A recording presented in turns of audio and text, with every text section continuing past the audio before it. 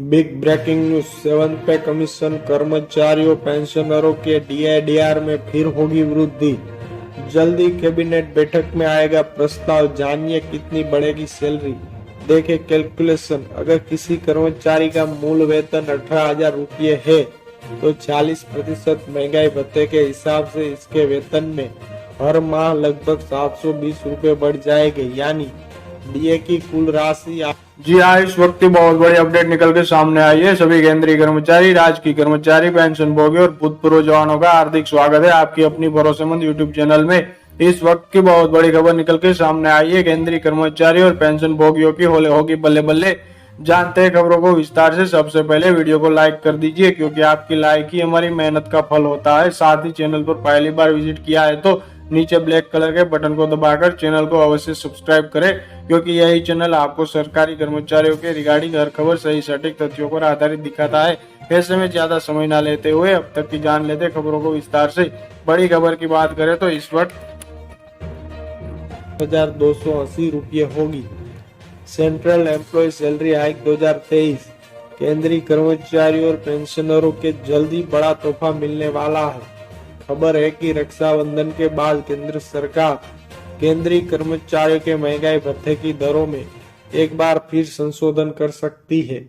यह अनुमान एसीपीआई इंडेक्स के आंकड़े से लगाया गया है। अखिल भारतीय उपभोक्ता मूल्य सूचकांक सीपीआई और उपभोक्ता खाद्य मूल्य सूचकांक सीएफपीआई के तहत जारी आंकड़े के अनुसार कर्मचारियों के महंगाई भत्ते में 3 से 4% की दर से वृद्धि हो सकती है, यानी डीआर की दर 45 या 40% पर पहुंच सकती है। हालांकि इस बाबत पर अंतिम निर्णय केंद्रीय कैबिनेट द्वारा लिया जाएगा। 1 करोड़ से ज्यादा कर्मचारियों और पेंशनरों को जल्दी मिलेगा डीआर का तोहफा।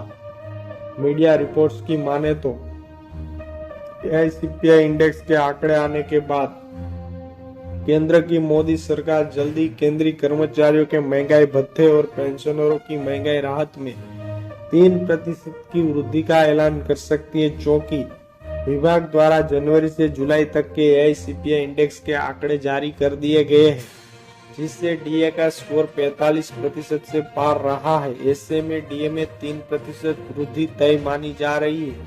इस संबंध में केंद्रीय वित्त मंत्रालय के व्यय विभाग द्वारा प्रस्ताव तैयार किया गया और अंतिम मंजूरी के लिए प्रधानमंत्री मोदी की अध्यक्षता में होने वाली कैबिनेट बैठक में रखा जा सकता है। यहां से मंजूरी मिलने के बाद वित्त मंत्रालय द्वारा आदेश जारी किए जाएंगे। इससे लगभग 47.58 लाख कर्मचारियों और पेंशन भोगियों को लाभ मिलेगा। डीए में 3 या 4% की वृद्धि संभव। वर्तमान में केंद्रीय कर्मचारियों और पेंशनरों को 42% डीए और डीआर का लाभ मिल रहा है, जो 3% वृद्धि के बाद 45% और 4% के बाद 40% हो जाएगा। यह साल की दूसरी बढ़ोतरी होगी। उम्मीद है कि सितंबर अक्टूबर में डीए में 3% वृद्धि का ऐलान हो सकता है, क्योंकि इससे पहली जुलाई 2023 से लागू किया जाएगा। ऐसे में 2 महीने का एरियस भी मिलेगा। अगर किसी कर्मचारी की बेसिक सैलरी 18,000 रुपए है तो 45% डीए के हिसाब से करीब 10,000 रुपये सैलरी बढ़ जाएगी। वही एचआर में बढ़ोतरी होती है तो सैलरी में भी बम्पर वृद्धि होने के संकेत है। बता दें कि महंगाई भत्ते का कैलकुलेशन डीए का मौजूदा रेट और बेसिक सैलरी में गुणा आधार पर महंगाई भत्ते की रकम निकाली जाती है।